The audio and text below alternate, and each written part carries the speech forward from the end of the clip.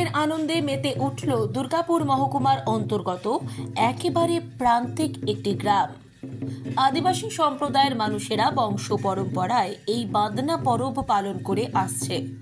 দুর্গাপুর পৌর নিগমের 1 নম্বর ওয়ার্ডের অন্তর্গত বংশীবেড়া গ্রাম একটা সময় ছিল যখন প্রান্তিক এলাকার এই আদিবাসী সম্প্রদায়ের মানুষজন পরবের আনন্দ তো দূরের কথা, দিন গুজরানের চিন্তায় থাকত।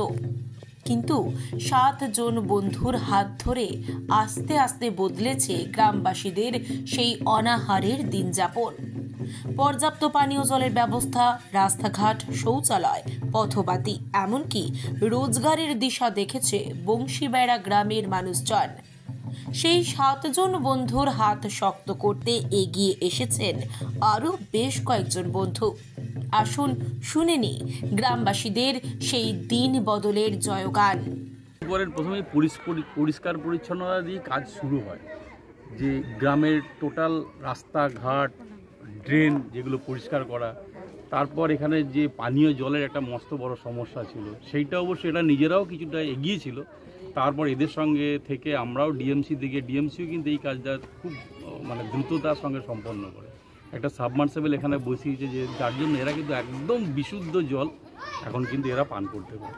আগামী দিনে আরও কী কী চিন্তাভাবনা রয়েছে এদের? যেটা মেন দেখুন, এদের তো রোজগার তো বাড়ানোর তো মেন কাজ। সেই রোজগারের জন্য আমরা দীর্ঘদিন ভাবছিলাম যে কি করা যায়, কারণ আমাদের হাতে তো খুব বেশি পয়সা নেই, আর কোনো জায়গার থেকে বিরাট কিছু সহজ সাহায্যের হাতও আমরা পাইনি, এখনও পর্যন্ত পাচ্ছি সবই ছোটোখাটোগুলোই।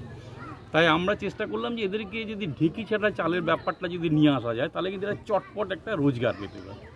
এবং সেইটা থেকে আমরা প্রথমে প্রায় 1 কুইন্টাল মতো ধান কিনে একটা ঢেকি তৈরি করে এদের একটা জায়গা করে, ঢেকি ছাড়া চাল এরা কিন্তু খুব ভালো তৈরি করে, যেগুলো এখানে এসেও আমরা কিনেছিলাম 10 কুইন্টাল। 10 কুইন্টাল ধান কিনেছে।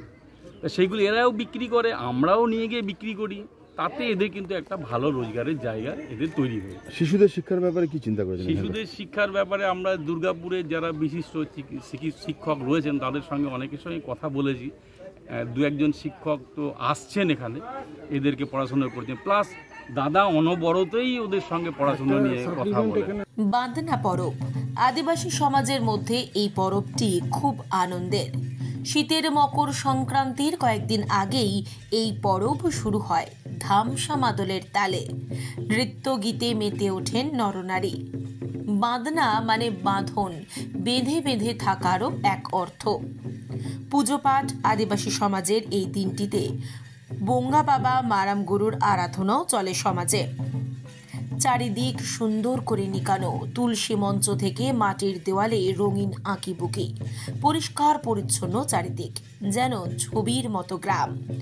পশ্চিম বর্ধমানের পারুলিয়ার বংশীবেড়া গ্রামে পা দিলেই যেন চোখ জুড়িয়ে যায়। 7 বন্ধুর দত্তক নেওয়ার পর বদলে গিয়েছে সবকিছু। নিজেদের পকেটের টাকা খরচ করে রোজগারের মুখ দেখিয়েছেন গ্রামের মানুষজনদের। এ বিষয়ে কমলেন্দু ঘোষ কি জানালেন শুনে নেব। যেটা বলবো সেটা হচ্ছে, গত 3 বছর ধরে এই বাঁধনা উৎসবটা আমরা পালন করছি, এটা 3য় বর্ষ। আস্তে আস্তে আমাদের উন্নতি হচ্ছে। সব থেকে ভালো দিক যেটা এবার, যে আমরা শুরু করেছিলাম 7 বন্ধু, এবং গতবার সমস্ত নিউজ পেপারে, লিডিং নিউজ পেপারে, বিভিন্ন টিভি চ্যানেলে 7 বন্ধুর উদ্যোগে বলে কাগজে বেরিয়েছিল। অদ্ভুতভাবে এবার আমরা 14 জন হয়ে গেছি। নেক্সট ইয়ার হয়তো 3-7 21, তারপরে 5-7 35, হাতে রইল 3 হবে। এটাই আমার বক্তব্য। এই যে আপনারা ভাবলেন যে এখানে এদের সাথে সম্পৃক্ত হলেন, এই গ্রামে এসেছিলাম একটা অন্য অর্গানাইজেশনের হাত ধরে। তারপরে গ্রামের ছেলেমেয়েরা, এই আমার সব বোনেরা, এরা জড়িয়ে গেল আমার সাথে, এবং আমি জড়িয়ে নিলাম আমার বন্ধুদের, আমার এক্স কলিগদের, যেমন মিলা, এ খুব ভালো অ্যাঙ্কার একজন, দুর্গাপুরের সবাই চেনে। এখন আমরা সব রিটায়ার করে গেছি।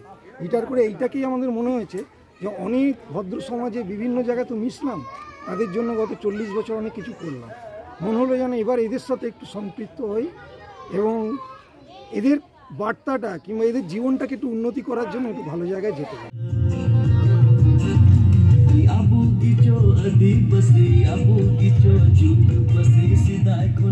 ব্যুরো রিপোর্ট, ভারত মুখ।